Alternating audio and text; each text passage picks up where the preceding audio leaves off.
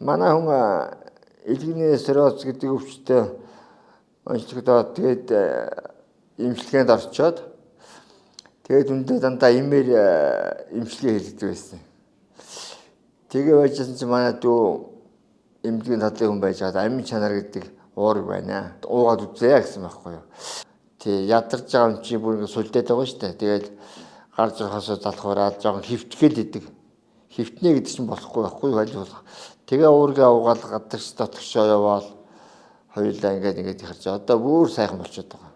Эмний хэрэглээ нь багасаад эмний хэрэглээ өдөрсөн яаж утсаа ходоод тэгээд хордлого эмний хордлого гэдэг айхтар тэрийг мэдсэн.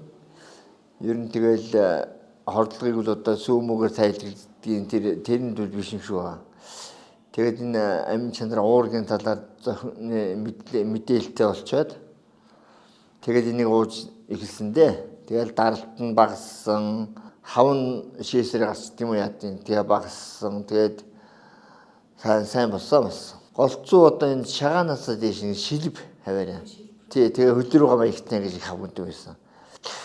Тэгээд л амин чанарыг уугаад шээсрээ хөгдөө гарчдаг юм шүү лээ.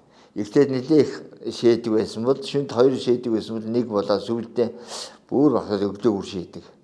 Тий. Тийм болсон. Одоо бол гайгүй. Даралт нэгтгийг би мэддэг байхгүй юу. Ингээд нүдээр харахаар манай хүний даралт нэгтгийг нүд нэг овлаагаад тий нүүр нь хачин болоод өөчнөө даралт ихсэн даралтаа үзээд байгаа гэл тэгтэл дээшлээд 180 заримдаа бүр 2 зураг өгсөн байдгийг. Тэгэл амич нараа хэмдэ орчихно. Хүмүүс бол сурталчилж байна, худлаа сурталчилж байна гэж боддгийг. Яг хэрэглээд яг ном журмаар нь ингээ уухад бол энэ шиг сайн юм байхгүй гэдгийг би баттай хэлж байна. 3 жил гарan хийгэлцээ одоо хүмүүс би яг дэрэгт нь өөрөө одоо үнэ бүр ингээд асарж байгааг хувьд бол сайн мэдчих байгаа тий.